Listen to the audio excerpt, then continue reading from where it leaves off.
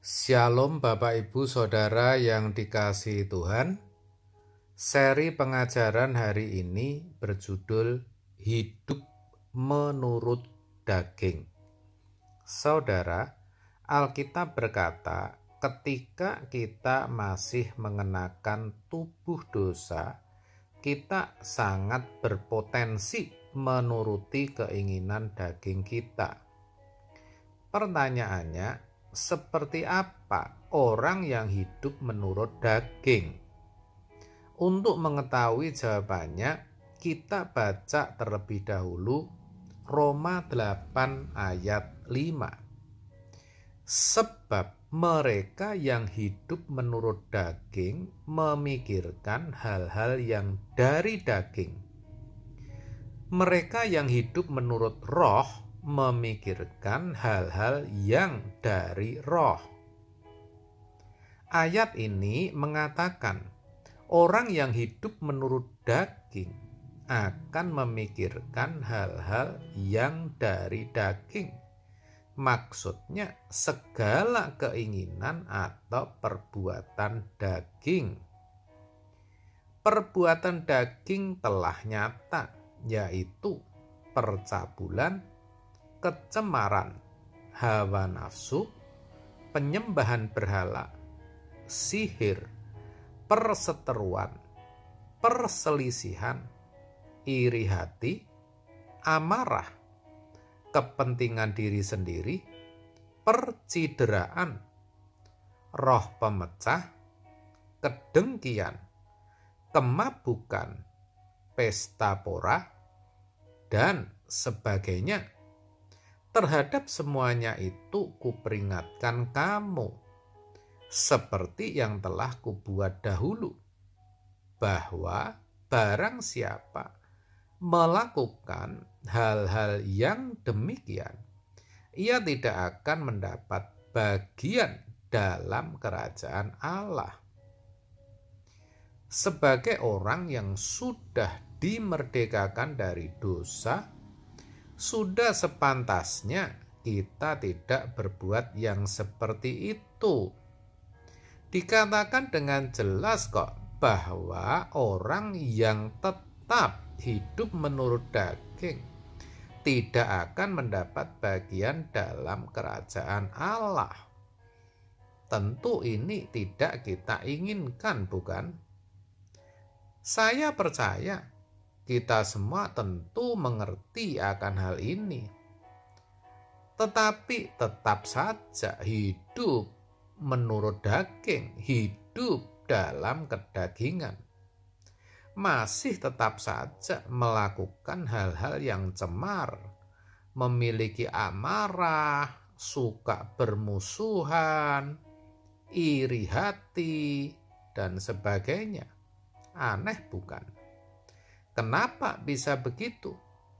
Alasan yang paling mungkin karena kebanyakan orang Kristen sebenarnya belum benar-benar mengerti akan kebenaran, sehingga tidak mempersoalkan akan perbuatan kedagingannya. Bahkan yang lebih ironi, mereka berpikir itu hal yang wajar. Ketika sudah diam tetapi terus dibuli, bahkan disakiti, kan wajar saja kalau memilih untuk membalas atau melakukan perseteruan. Toh orang lain juga melakukan hal itu dan tidak apa-apa. Nah, ini yang sering tidak disadari oleh kebanyakan orang Kristen, bahwa di dalam kekristenan, ketika kita percaya kepada Tuhan Yesus, semua itu perhitungannya di belakang, bayarnya belakangan, saudara. Memang kadang Tuhan bisa saja segera bertindak ketika kita bersalah atau berbuat dosa. Dan kalau itu yang terjadi, yang kita alami, bersyukur saudara.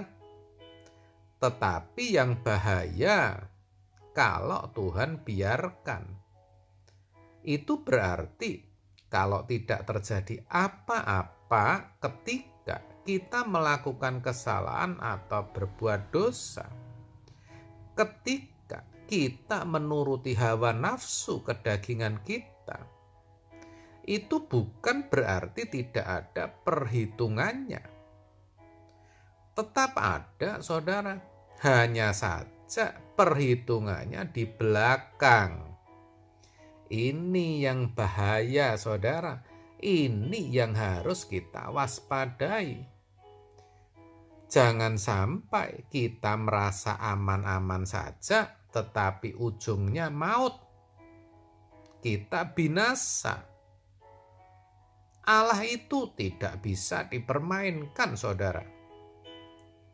Dikatakan jangan sesat, Allah tidak membiarkan dirinya dipermainkan. Karena apa yang ditabur orang, itu juga yang akan dituainya. Sebab barang siapa menabur dalam dagingnya, ia akan menuai kebinasaan dari dagingnya. Tetapi barang siapa menabur dalam roh, ia akan menuai hidup yang kekal dari roh itu. Sangat jelas bukan? Yang ditabur orang itu juga yang akan dituainya. Dan apabila yang ditabur adalah daging, yang dituai adalah kebinasaan. Oleh sebab itu, saudara, agar jangan sampai kita menyesal dan kecewa karena mengalami maut, kita harus memperhatikan hidup kita, memperhatikan apa yang kita tabur, memperhatikan perbuatan kita. Jangan sampai kita menabur dalam daging.